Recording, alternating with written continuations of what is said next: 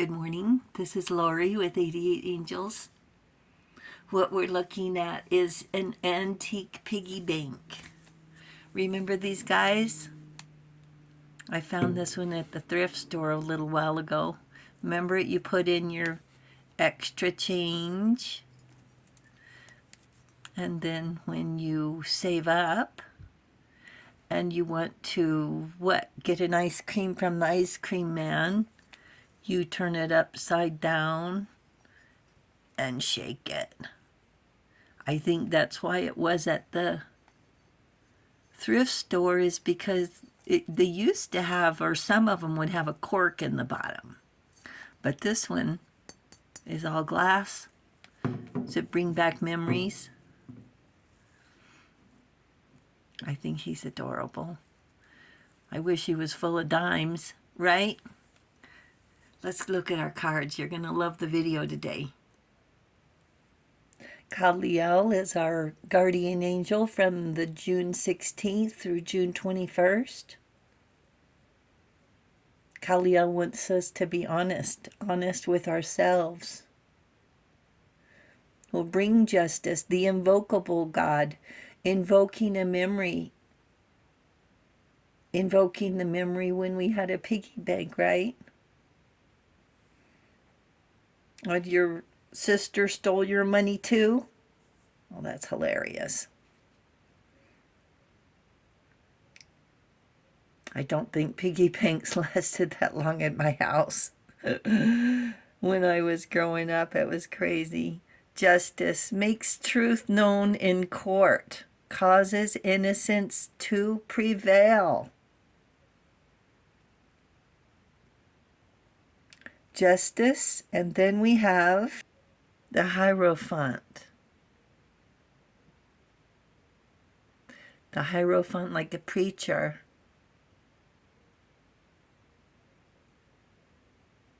And we also pulled the Hangman.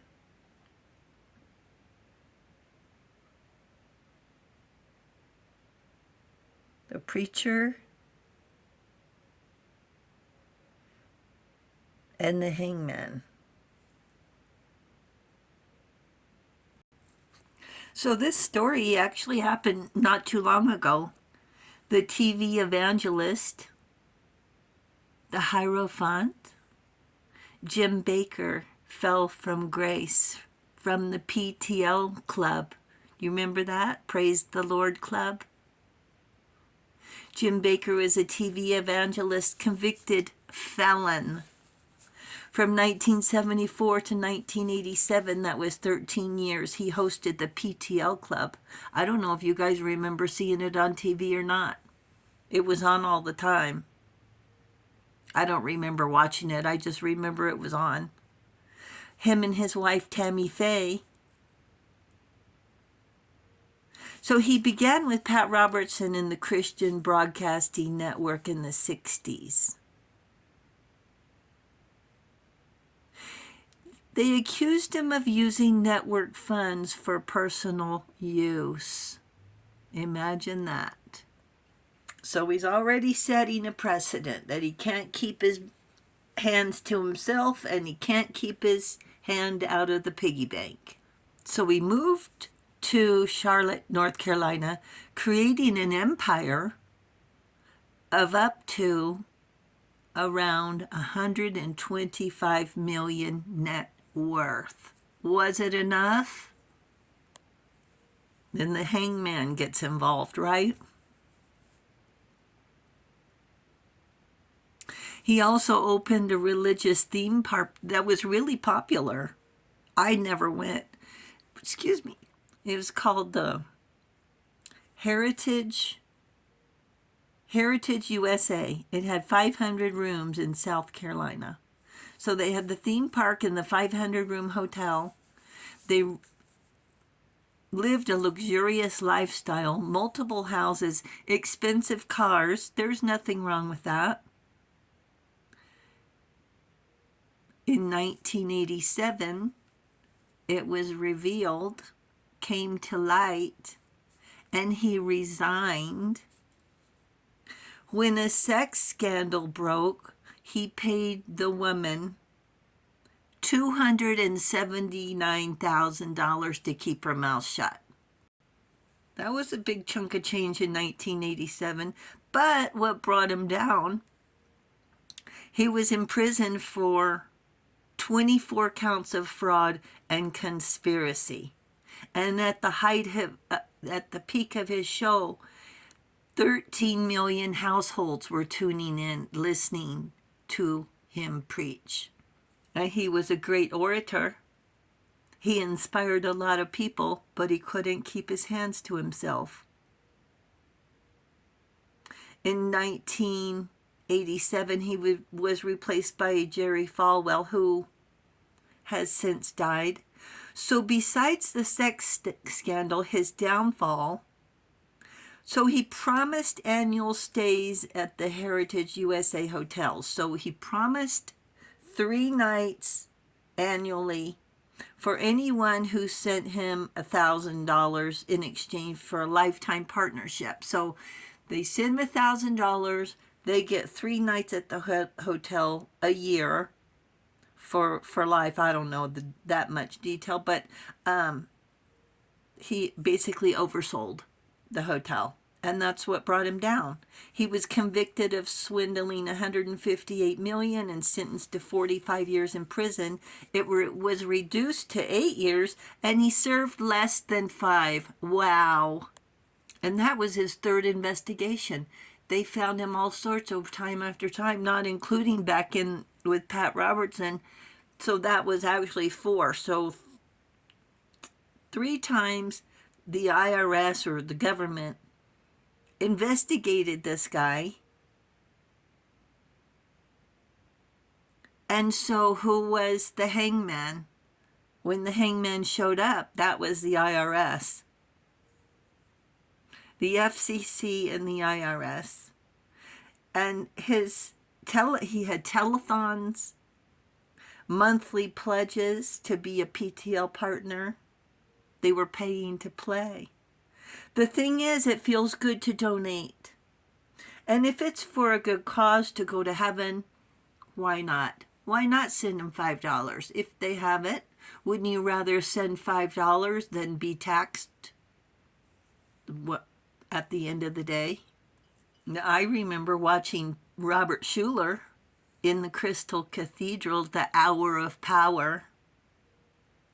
I really wanted to buy one of his books, but I never did. Today, we still have church on TV on Sunday mornings, probably anytime you want if you have the cable TV, if satellite. And as with any church, there's upkeep for the building and for the pastor. He has to live. But where does the line get drawn between upkeep and greed? It's the IRS that draws the line, and people's public opinion. Houses, yachts, private jets. That's a lot of upkeep. And the traitor, the hangman, is temptation and greed. All he needed to do was give himself a salary and declare it on his tax return. Well, except he oversold the hotel, I guess. That was fraud. Who's going to pay that much? And who's going to say, oh, that's too much gold, put some back? Or will they say, let's create donations with the collaborations to build tiny houses for homeless, for people over 70, for the elderly, with meals provided? Instead of locking up our elderly in nursing homes, care facility, bankrupting people. It's unbelievable.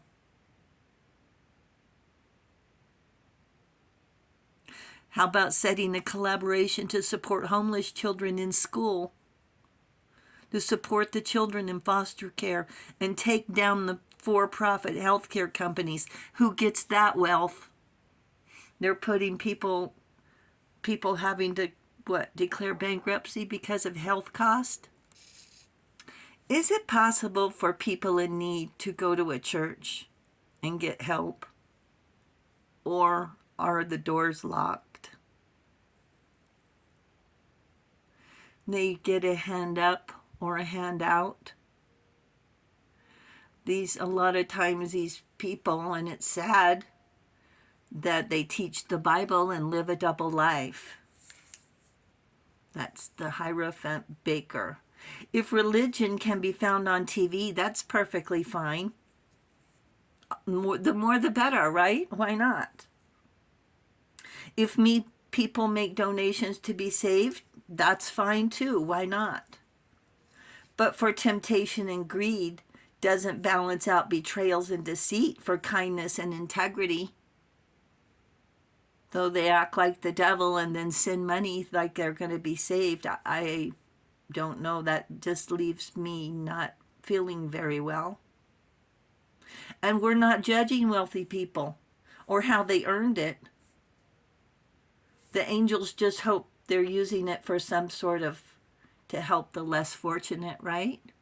At least a little bit. Angels say heaven does not keep a checkbook.